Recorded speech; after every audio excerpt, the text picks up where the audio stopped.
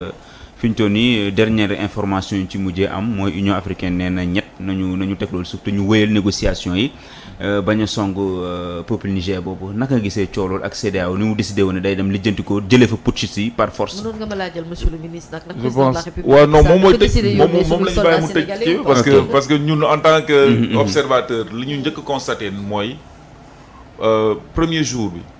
bon y a une question man bi ma xawoon jaaxal tuuti. terrorisme am na Nigéria. CEDEAO musul def force pour jéem a fexe na lañ fay jëlee Boko Haram. Terrorisme am na Mali certes am nañu benn force d'intervention de la CEDEAO mais qui n'est pas efficace. Comment ça se fait que benn dëkk boo xamante ne ce qui s'est passé au Tchad. mi ngi noonu c'est un exemple. mooy Idriss Déby bi Idriss Déby. biñ ko boomee biñ ko faatee waaw doom jee toog. taw doom ji waru woon toog. dafa këf nguur gi foqati nguur gi. président assemblée nationale moo waroon toog. France adoubé ko ne ko d'accord. y a pas de souci Macron jël vol ñëw bénir ko. merci toog ci cérémonie lu kenn mus ko gis. donc waa CEDEAO musuñu si taxaw. musuñu kaas. Alassane Ouattara waru woon def 3e mandat. Gon Coulibaly décédé. mu changé en fait insiste fexe ba toogaat ne bon voilà parce que voilà instabilité et cetera. waa France d'accord. donc dafa am benn genre incohérence bu am ci nit ñi ni ñuy comprendre CEDEAO ni muy doxee bu leen arrangé ñu wax bu leen arrangé wu lu ñu wax donc bi ñu taxawee ne dañuy dem pour réinstaurer le pouvoir pour réinstaurer le jox ko maanaam il faut peut-être que ni ñu revenir tamit ci benn détail bu ndaw pourquoi est-ce que Bazoum a été pourquoi ñu def coup d'état bi contre Bazoum ils ont fait le coup d'état contre Bazoum parce que Bazoum dafa jël benn décision qui était impopulaire au niveau de l'armée dafa bëggoon gracier ñi nga xamante ne ñoom ñoo doon terroristes yi gars yi ne ko non lii du fi dal parce que justement ñi ngi xeex ak ñii pour am na daal fu ñu leen tey nga bëgg leen gracier loolu moo njëkk a indi conflit bi entre Bazoum ak ki fi toog fi l'armée waaw ak armée bi donc c'est quelque chose qu'il faut remettre dans son contexte nga jógee foofu nga ñëw par exemple ci li Niger di représenter maanaam hormis Areva y a Areva mais pourquoi nga gis yeneen puissance étrangère yi nekk fa États-Unis am nañ fa benn représentation am nañ une armée de presque 1000 personnes am nañ fa base waa Chine am nañ fa base yeneen dëkk yu bëri am nañ fay base parce que c'est benn dëkk boo xamante ne li suusalam di am ci uranium ba fa ne ay suuf bi am na uranium am nañu pétrole am nañu yenn richesse am nañu manganèse am nañu yenn richesse yoo xamante ne dëkku tubaab yi dafa leen di intéressé donc li nga xamante ne moom moo am ba des encore une fois sunu présidents yi ils sont juste à la botte de Macron à la botte des puissances occidentales benn guerre bi am Ukraine ak Russie moom lañ bëgg a transposer encore une fois en Afrique parce que dañoo gis ne population bi ci boppam ils étaient dañu d'accordoon ak Russie ak waa Wagner donc occidentaux yi ils n'ont pas du tout intérêt maanaam France États-Unis li doole bi Russie yi commencé am biir Afrique surtout gis nañu récemment li xew Mali gis nañu Burkina Faso gis nañu tamit en Guinée doole bi Russie commencé am le fait que ñuy commencé di dàq français yi sentiment anti-français boobu doole boobu noonu ñoom d'accorduñ ci donc qu'est-ce qu'ils vont faire dañuy fexe lépp lu ñu mën pour gën a dëggal seen bopp fii heureusement que benn décision bi daf ma bett sax le fait que waa Union africaine bañ a d'accord ak waa CEDEAO mais je pense que Union africaine moo waroon njëkk a intervenir parce que li ñuy def ni li ñuy jéem a technique mënul nekk Bazoum du jëlaat nguur gi non loolu c'est fini duñ ko bëgg a joxaat parce que au pire des cas day libre mami au pire des cas la xew ca Niger waaw la xew ca Niger de wax dëgg yàlla ñun suñu yoon nekku ci te dañuy ñaan yàlla itam suñu bañ ñu cee dugal suñu yoon a ngi ci nag non suñu yoon nekku ci parce que CEDEAO la ñu bokk tu sais la CEDEAO pour moi c'est des institutions en fait qui gisuma seen njëriñ en réalité Afrique bu ñu waxantee dëgg sincèrement je ne vois pas leur utilité. gars yi nee nañ club des présidents la. je ne vois pas. moom kay lu ne dañ koy dégg syndicat. je ne vois pas leur utilité sincèrement. et j'ai été étonnée d'apprendre aussi que l'Union africaine. aussi est contre même cette intervention. tout le monde. ce qui veut dire que vraiment après il faut comprendre que am na fu ñuy toll dëgg-dëgg. il ne s'agit pas d'être une institution boo xam ne à un moment donné ou frapper à la porte au mauvais moment et j'ai l'impression que souvent CEDEAO amuñu conscience du rôle bi ñu war a jouer en vrai ils ont été absents sur plein de dossiers africains yoo xamante ne seen taxawaay foofu la waroon nekk te nekkuñu ko. Moi, à des moments, j'ai même plaint l'Union africaine. Je me suis dit, mais il y a 2 institutions en Afrique, je me demande quelle est leur utilité. Et est-ce que nous avons une mise à jour par rapport à la mentalité actuelle africaine, de ce que la jeunesse africaine est consciente, donc sincèrement, pour moi, chez nous, ici au Sénégal, on a assez vraiment de chats à fouetter. Et on a assez de choses à régler chez nous que d'aller nous mêler d'une guerre qui ne nous concerne pas. L'union doy nañu sëkk. Kese loolu foofu nga ko teg daal. Ah waaye yow xoolal sunu doom yi nga xam ne bés bu yàlla sàkk ñu dee ci bateau bi ci immigration clandestine. ñu jël gaal yi. Pour yow loolu doyul. Sunu situation politique bi nga xam ne bi ñu commencé émission ba tey loolu la ñuy waxtaane loolu doyul lijjanti. Gis nga ñun on est un pays en construction. Il y a des réalisations que le président Macky Sall a fait. Keneen ku fi ñëw état continuité la day continuer ci yoon bi mu nekk. Am na loo xamante ne sunu yoon nekku ci wax dëgg yàlla ñaanuñu yàlla ku ñu ci dugal. Guerre moom bëgguñu koo fekkee. Bëgguñu koo xam. Bëgguñu koo dund. Et la CEDEAO gagnerait vraiment à se ranger du côté de l'Union africaine et de tous ceux qui sont contre cette intervention militaire au Niger, parce qu'au-delà de tout cela, il s'agit aussi de la population du Niger. Ok, merci Mami.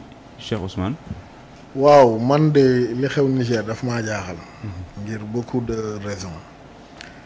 xam nga man dama gis d'abord ni yenn chef d'État yi sawaree trop pour lancer intervention bi ci Niger te ñoom ñàkkuñ yor nañ ay doon technique yu leen wan ne Niger dëkk la boo xam ni maanaam nan laa koy waxee du réew boo xam ni mu bindoo géographiquement da lay permettre benn pays nga envahir ko.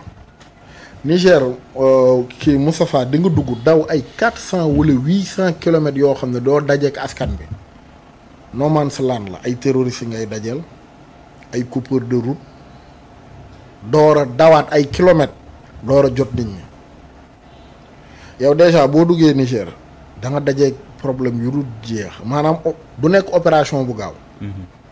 Opération bu yéex lay nekk te opération militaire bu yéexee rek enlistement day am conséquence économique day am conséquence dégâts maanaam en perte de vie humaine mooy comme li xawoon daal américain yi bi ñu duggee Irak loolu yan impact lay am ci ñun réew yi nga xam ne ñoo porté opération bi ñun économiquement ci réew mi Sénégal comme Côte d'Ivoire.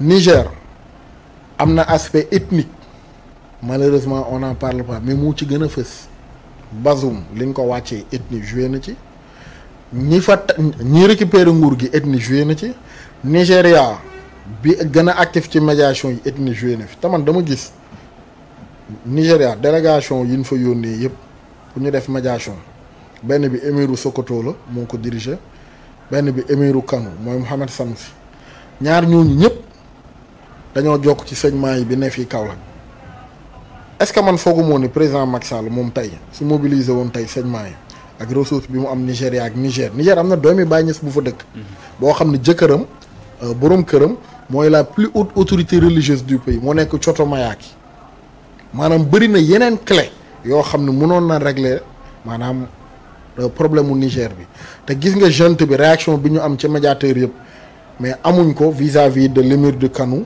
wala émir Sokoto bi parce que ñoom dañoo affilié wu ci ñaar ñooñu parce que Niger prolongement wu Nigéria la rek ci ay ethnie ak ci ay croyance autant sax l'état du nord la woon mooy nordu Nigéria bi jàpp sudu Niger bi lu bëri benn état la woon presque et dafa nekkoon sous tutelle l'émir de Sokoto da ngay fekk même ethnie ci même zone yi donc président Macky Sall amoon na yeneen schéma yu mu mënoon jaar yu mënoon régler crise u Niger bi mooy la médiation des religieux te ci la sénégalais doon gën a gagné ndax bu fekkee ne dem na Soudan am fa lim fa mun a am Niger maanaam li saignement yi am Soudan tey Niger la gën a yomb mu am ko fa pour beaucoup de raisons donc jàppoon naa ne loolu benn alternative la woon beneen bi mooy géostratégique boo jëlee tey Niger yan réew ñoo wax ni ñoo koy apporter seen soutien Mali bi ëpp lim partagé ak ñun ay frontières ak ban dëkk Guinée moom it bu partagé ay ñun ay frontières ay jeunes nekk fa Mali ñu fay tudd Wagner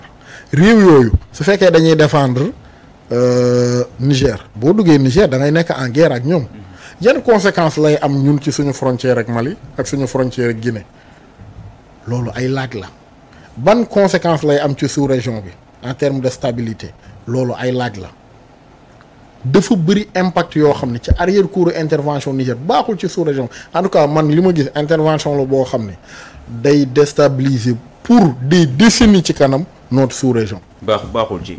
waaw monsieur le ministre. waaw ñu tëjee ci yow. li ma bëgg a commencer mooy si li kii wax. xumaan version bi yi nga xam ne moo gën a siiw mooy président Bassirou bi mu ñëwee dafa fekkoon ki nga xam ne moo doon jiite garde présidentielle bi. pour ancien président mu bàyyi ko fa. li mu demee ba ci jamono yii nag. léegi ñu mën a koy jël changer ko remplacer ko par keneen. gars yi nee nañ loolu mooy déclencheur. mais loolu yàgg na loolu moo jiitu li xumaan di wax nii. en fait loolu bi mu toogee tuuti si la commencé def changement yeeg yooyu noonu. mais dafa faa bàyyi woon. waaw. dafa ko bàyyi woon mais temps yi passé nag dafa ñëwoon pour remplacer ko ak keneen loolu moom mooy peut-être que guddi ba nga xam ne moom moo faire moo déwage mais man dama am beneen gis-gis ci force yi nga xam ne ñooy force d'interposition yi ak force de maintien de la paix yu Nations Unies. man dama gis ne force yooyu ak même force étrangère yi comme ay France yi fa amoon dañu gën a déstabiliser pays yi nga xam ne fa la ñu def maintien de la paix ak fa la ñu nekk. parce que soo seetloo par exemple pays lu ci mel ni Mali. dañuy ñëw baare taxaw ci digg bi. donc 90% wu Mali léegi soo ko gisee léegi dañ ko bàyyi jihadistes yi presque. ndax ñoom suñu taxawee dañ la naan yow état bi li nga moom nii bul ko jàll yamal foofu. léegi terroristes yi fa ñu nekk na leen. dinañ leen baare foofu. dañ leen baare foofu ñoom ñu nekk ci digg bi. mooy statu quo. donc dara du bouger boo xam ne yow dara du bouger te soo moytuwul sax yow la nga yoroon daf lay rëcc. ce qui a fait que Mali léegi dañ ko rongé ba Gao. ndax actuellement aéroport Gao ma ne Garo bi bu Gao bi am na rebelle yoo xam ne fa la ñu dëkk ci biir aéroport bi. mooy seen base. waaw c'est ça islamiste dégg yi quoi. léegi Tombouctou bi nga xam ne bu njëkk gars yi jëloon nañ ko léegi Tombouctou léegi basculé na. pareil donc islamiste cela veut dire